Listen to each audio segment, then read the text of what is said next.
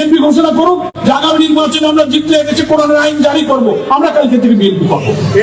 এর উপরে কি আর কোনো বড় অফার হতে পারে? বিএনপি এত বড় একটা দল, এর ভিতরে কি কোনো খাঁটি মুসলমান নেই? এর ভিতরে কি কোনো ইমানদার লোক নেই যে তারা কোরআনের আইন জারি করবে? এই সৎ শ্বাসটুকু বিএনপি নেই। যদি থাকতো তাহলে এই অফারটা নিয়ে নিত। আমরা মদিনা ইসলামে বিশ্বাস করি। রাসূলুল্লাহ সাল্লাল্লাহু আলাইহি ওয়াসাল্লাম যে ইসলামের প্রবর্তন করে গিয়েছেন। ও আচ্ছা, মদিনার ইসলাম মানেন কিন্তু মুখে দাঁড়িয়ে নেই।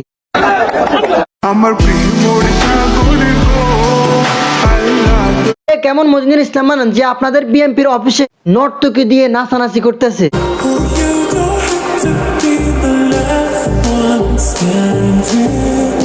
এটাই কি সে মদিনার ইসলাম? কোন ইসলাম মানেন আপনারা? ওইদিকে বিএনপির এক নেতা কি বলে, ধানের শীষের বিজয় মানে নৌকার বিজয়। শুধু তাই না, বিএনপির এক নেতা বলে তার কথা মতে ধানের শীষে ভোট দিতে হবে। আমি সাবধান করে দিলাম, আমার কথা মতো ভোট দিতে হবে। আপনারা ভোট দিলে বিএনপি কে দিবেন?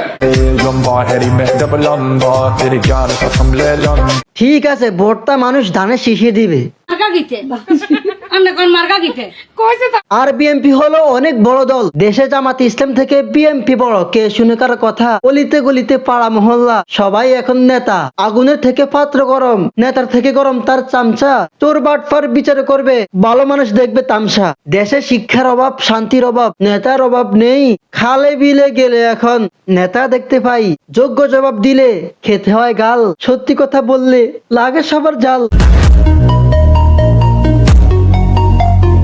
কেউ যদি ভুল করেও দাঁড়িপাল্লা ভোট দেন, আর অবস্থা কি হবে শুনুন। কিন্তু আপনারা আমাদের চোখের সামনে দিয়ে ওই জামাত রাজাকারকে ভোট দিবেন, আর আপনারা বাড়িতে শান্তিতে থাকবেন। ওই শান্তিতে কিন্তু আমি থাকতে দেব না। তাই বলি, কেউ ভুল করেও দাঁড়িপাল্লা ভোট দিবেন না, কারণ নিজের জীবন বাঁচানোটা কিন্তু ফরজ। জামাত ইসলামের কোনো মহিলা কারো বাড়িতে ঢুকলে তার ঘাট ধাক্কা দিয়ে বের করে দিবেন। জামাতের কোন মহিলা যদি বাড়িতে যায়, ঘাট ধরে তাকে বাইর করে দেবে।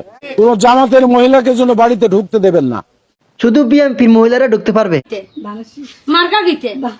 যে বৈষম্য করার কারণে পশ্চিম পাকিস্তান থেকে আমরা পূর্ব পাকিস্তান আলাদা একটা রাষ্ট্র গঠন করেছি, একই বৈষম্যের কারণে শেখ হাসিনাকে সবাই বিদায় করে দিয়েছে। সেই একই বৈষম্য, জামাতের কোনো মহিলা কারো বাড়িতে যেতে পারবে না, জামাতে কেউ ভোট দিতে পারবে না, শুধু বিএনপিতে ভোট দিতে হবে। ধানের শীষের বাইরে যদি কেউ নির্বাচন করার চিন্তা করে, শুধু তাই না, বিএনপির মহিলারা রাস্তাঘাটে সবার কাছে ভোট চাচ্ছে। আনন্দ নিয়ে যাবেন, নিজের ভোট নিজে ইচ্ছা মতো বড় দুঃখজনক, তাকে বলছে ভোট দিতে ধানের শীষে, কিন্তু সে বলতেছে ভোট দিবে দাঁড়িপাল্লা। আমি আমার নেতা কর্মীদের বলতেছি, তোমাদের যার যার বাড়ির আশপাশে জামাতের লোক আছে, তাদের দিকে নজর রাখো, তাদেরকে উত্তম মধ্যম দিয়ে পুলিশের হাতে উঠে। এগুলো শোনার পর মানুষের মনে ভয় শুরু হয়ে গিয়েছে, সবাই কিন্তু বিএনপিতে ভোট দিবে।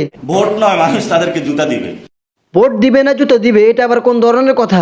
পুরো 1 বছর তারা চাঁদাবাজি এবং মামলা বাণিজ্য এই দুইটা ছাড়া গত 1 বছরে বিএনপির ইতিহাসে কোনো আর কোনো লেখা নাই। আমাদের চাঁদাবাজ বলতে আসলে বিএনপি কে চাঁদাবাজ বলা ঠিক না। আমরা ধানের শীষে ভোট দিলে আমরা জান্নাত পাবো, এটা আমরা বলতে পারি। তাহলে তো হয়ে গেল, ধানের শীষে ভোট দিলে জান্নাত। হাদিস শরীফে আছে মিফতাহুল জান্নাতি সালাহ, নামাজ বেহেশতের চাবি। আর কোনো নামাজ পড়তে হবে না, সবাই শুধু ধানের শীষে ভোট দিবেন আর পুরপুর করে জান্নাতে চলে যাবেন। আমাদের প্রধানমন্ত্রী শেখ খালেদা জিয়াকে আমরা একটা ধানের শীষ মার্কায় ভোট দিয়ে ওইদিকে আমরা শেখ হাসিনাকে বিদায় দিয়েছি, কিন্তু শেখ হাসিনার সৈনিকরা এখন ধানের শীষে।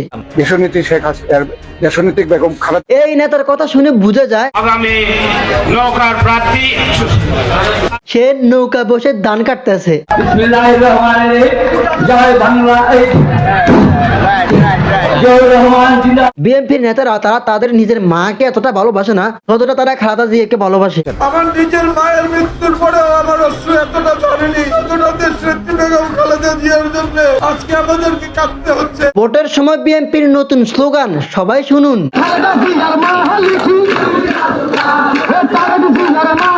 আবার মাঝে মাঝে এই স্লোগানে কিন্তু উল্টা পাল্টা হয়ে যায়।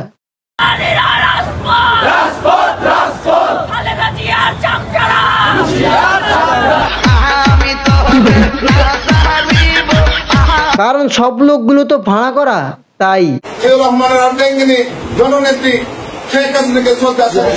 বিএনপির নেতা জনাব তারেক রহমান সাহেব, আপনি আপনার মায়ের দায়িত্ব নেওয়ার জন্য বাংলাদেশে আর সাহস করতে পারেন না। আপনি 15 কোটি মানুষের নেতৃত্ব নেওয়ার সাহস আপনার মুসলমান নয়।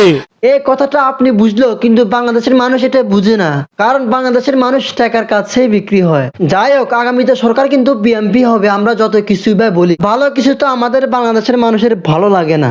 আগামীতে সরকার বিএনপি হবে, একজন মুসলমান আরেকজন মুসলমানের ভাই। আমরা রাজনীতি নিয়ে ঠেলাঠেলি না করে সবাই মিলেমিশে দেশ চলাই, আমার মনে হয় এটাই ভালো হবে। সবচাইতে ভালো হবে আপনি যদি একজন মুসলমান হয়ে থাকেন, ইসলাম রাষ্ট্রের পক্ষে আপনাকে রাজি হতেই হবে যদি মুসলমান হয়ে থাকেন। আগামী বাংলাদেশ কোরআনের বাংলাদেশ। তো আপনারা কি চান অবশ্যই কমেন্টে বলবেন। Thanks for watching. আল্লাহ হাফেজ, সালামু আলাইকুম।